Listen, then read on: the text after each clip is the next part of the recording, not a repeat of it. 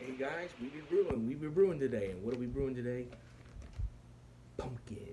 All right.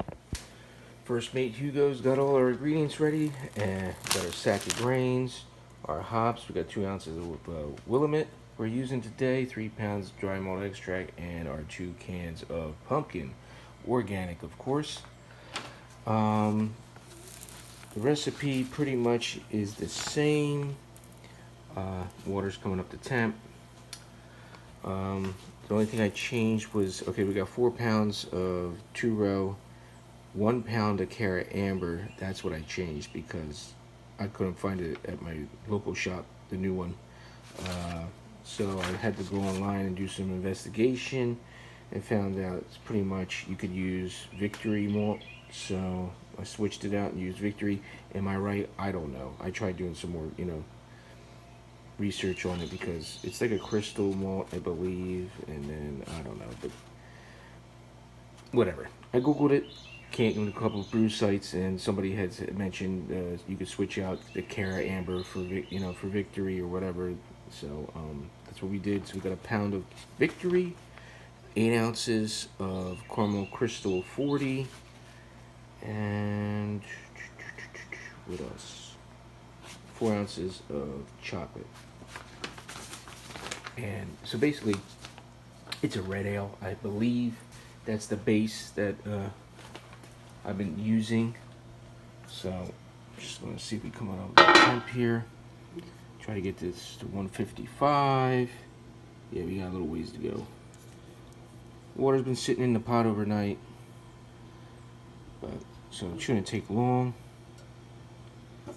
And then we'll bring you back when we're doughing in. And we're gonna put dough the grains in first, then add the pumpkin. All right, guys, mash is in. Just going to really mix this pumpkin in here now. As you can see, it's already changing the color. Put the heat back on for a second because it dropped to 149. Yeah, so it's dropped. So I'm gonna, because I added the pumpkin, so I'm gonna try to bring this temperature back up to 155 or 150. I have to watch it because it will spike. That's the problem.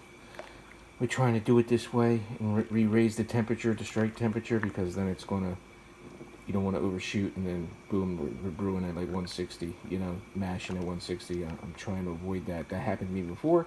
The beer came out fine, but you never know. You want to try and do the best you can. So I'm just going to keep mixing this around for a little bit, checking the temp, and we'll kill the heat. We're still sitting at below 145, 148. All right, so we'll take a minute to do this, bring this back up, and then I'm going to get it in the oven to mash for an hour. All right, guys, we're back at it, and we're dripping away there. It's semi-see the color there. Has that nice reddish hue going to it. Just trying to make sure it's not leaking over the pot. Sometimes it tends to do that. All right, so our mash is done. I just sparged my ladle, and I guess as close to a gallon of water as I get, to bring it back up. It will, with that pumpkin and everything in there, retain a lot of the juice, so the liquor. So bringing it back up to volume, as you can see. So we're probably brewing about 4 gallons, I would think. So we'll definitely probably have to top up at the end. I always top up at the end anyway, so about 2 gallons. So we'll see how much burns off this time. During the boil, I got my hops ready. Ounce of Willamette. I mean, you could use Willamette or Fuggles. I tend to, I guess with this recipe, I'm sticking with it because a lot of times my old homebrew supply shop will be out of Fuggles all the time. Some guy would come in and buy them all up, But Fuggles and Willamette are pretty much my favorite go-to English hop for these type of brews. So hey, we'll see how this comes out.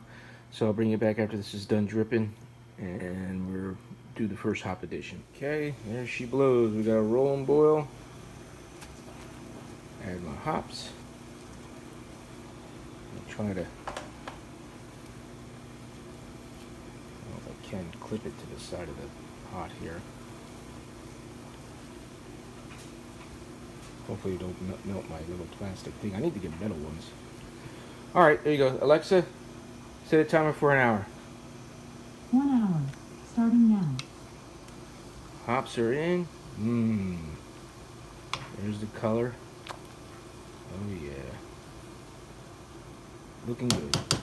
All right, so the next hop drop will be 20 minutes left on the boil. I just did the 20-minute hop drop. I'm just trying to mix it in there now. Another ounce of Willamette and 20 minutes left on the boil. And then I'm not going to bring you back for the rest. It's going to be the usual. I'm going to, at 10 or 15 minutes, add the Irish moss. And then the last 5 is going to be the teaspoon of pumpkin pie spice. And so we got Irish moss at what, 10 or what does it say here? All right, 15 for the Irish moss, and then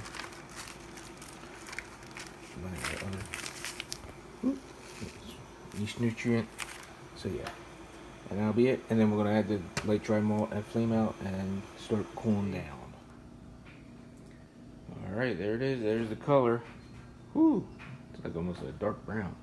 I'm sure that'll turn into a ruby reddish color when it's all done and set and over with. We'll see. We'll see. Every brew's different, so we'll see the final product once it comes in. So we're getting this in slowly but surely. Then we're going to pitch the yeast.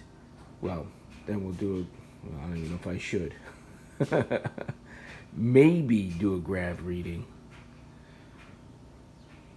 But what's the point? I know it's going to be about 5%, 5.5%, going by last year's brew, I guess. So, or the original recipe anyway, before my weird calculations started happening.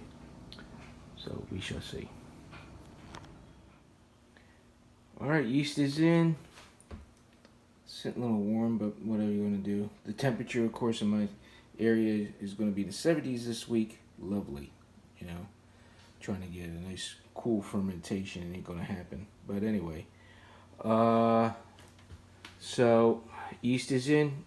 Nottingham, the go-to, and it's 1060. So that number sounds a little bit better than what I'm used to. So I'm gonna get this in the closet, and I'll bring you guys back in 2 weeks, and we'll see what the final gravity is and bottom day. All right, take care, guys. Until we do it again, my friends, remember, let's set sail.